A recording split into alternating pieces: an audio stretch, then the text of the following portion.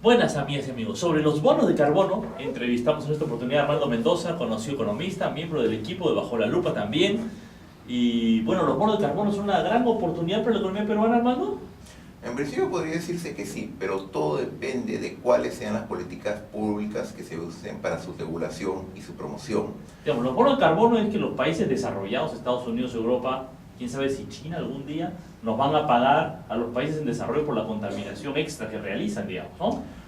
La figura es aproximadamente como tú la mencionas.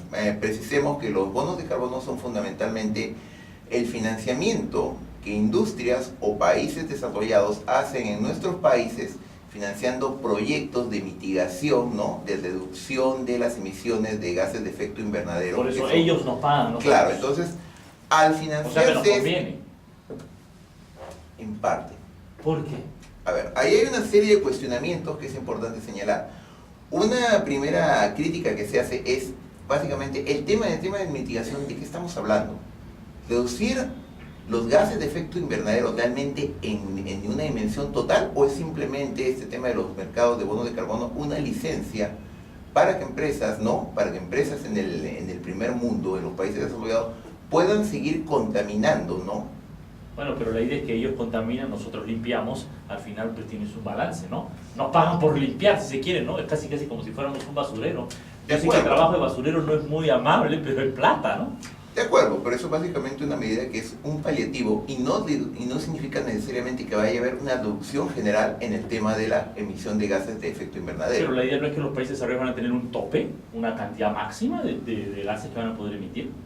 Podría darse, sin embargo, también han habido precedentes en que el mercado de bonos de carbono ha sido marcado por temas de falta de transparencia, temas de corrupción, etcétera, ¿no? Hubo una experiencia en un caso de bonos de carbono emitido por un gobierno de la Europa, de un país ex socialista de Europa. Resultó que esos bonos de carbono nominalmente fueron negociados varias veces, es decir, fueron emitidos y fueron empleados una vez, dos veces, tres veces, cuando, acorde a las normas, debería ser usado una vez. Entonces ahí tenemos un problema de falta de transparencia que es serio. Bueno, es evidente que es un tema nuevo y que todavía no está bien regulado, ¿no? De hecho, no tenemos pues un protocolo, un convenio internacional firme, las reglas de operación no están muy claras, es todavía una esperanza más que una realidad, digamos, ¿no? Exactamente. Pero bueno, corrupción también hay en todos lados, ¿no? Uno podría pensar que se puede hacer un mecanismo de control más o menos adecuado y que los bonos solo se paguen una vez, ¿no? Ciertamente, pero en ese tema es justamente... Y que sea transparente, además puede haber un registro público, por ejemplo, de bonos, ¿no? Ciertamente, pero es justamente allí en donde se necesita mayor regulación, tanto a nivel nacional como a nivel internacional. Por otro lado, hay otro punto que también me interesaba destacar. Estamos hablando de proyectos de reducción de emisiones de gases de efecto invernadero, ¿de acuerdo? Y efectivamente el financiamiento está dirigido a esa clase de proyectos en el Perú. Sin embargo, mi impresión, ¿no?, es que la atención es puesta justamente en la reducción de las emisiones y no está puesta, por ejemplo, en el total, en el impacto ambiental total. Por ejemplo, la cartera de proyectos para el mercado de bonos de carbono en el Perú está concentrada fuertemente en el tema de las hidroeléctricas. Ajá. Que obviamente uno dice, bueno, las hidroeléctricas son una energía limpia, ¿no?, en lugar de tener una gran central termoeléctrica que te consume petróleo. Pero hay gente que dice que Ñambari no es tan bueno, ¿no? Justamente eso es a lo que estaba, claro. justamente eso es a lo que estaba yendo. Es decir, se puede decir, bueno, nos conviene entonces en ese caso crear hidroeléctricas para reducir el consumo, ¿no?, de energía termoeléctrica hecha con carbono, petróleo, diésel, etc. Pero el tema es que ahí básicamente solamente estamos viendo el lado de la emisión de las emisiones de gases. Pero ¿qué hay del otro impacto ambiental? ¿Qué hay del impacto en términos de tierras inundadas, ¿no?, con el caso de estas hidroeléctricas en la Amazonía que te invaden, que te crean lagos, ¿no?, artificiales de cientos de kilómetros cuadrados, lo cual significa una desaparición de enormes extensiones de bosques que justamente cuando se supone que los bosques, ¿no?, son uno de los factores que ayudan, uno de los elementos que ayudan a mitigar los gases de efecto invernadero, ¿no?, el calentamiento global. Pero además hay un tema de pérdida de diversidad, hay un tema de desplazamiento de la población, etcétera, ¿no? Entonces ahí vemos de que cuando evaluamos estos proyectos, no podemos únicamente concentrarnos en el tema de si esto disminuye o no las emisiones de gases, tenemos que ver su impacto ambiental total. Y yo tengo la impresión que eso no se está viendo en el Perú. Bueno, pero para eso deberían estar las evaluaciones de impacto ambiental, ¿no?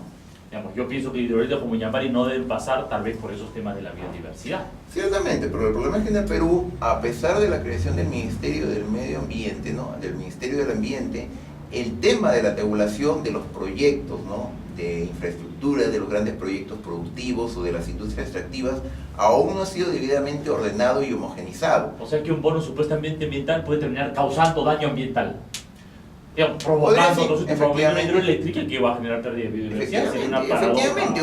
Efectivamente, y esto exige precisamente, sin ánimo de ser negativo, justamente una evaluación más integral y más comprensiva de lo que es realmente un proyecto de mitigación, ¿no? Y el uso de la energía limpia. De la misma manera te puedo decir que se promociona mucho el tema de los biocombustibles, ¿no?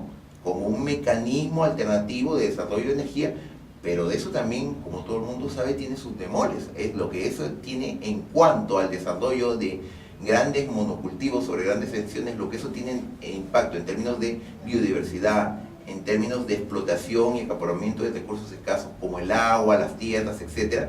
Es un impacto que aún no ha sido debidamente sopesado, ¿no? Evaluado. Entonces ahí hay que ir con mucha prudencia, ¿no? Y con sentido común.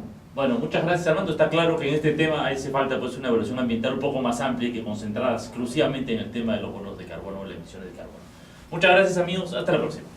Gracias por su atención.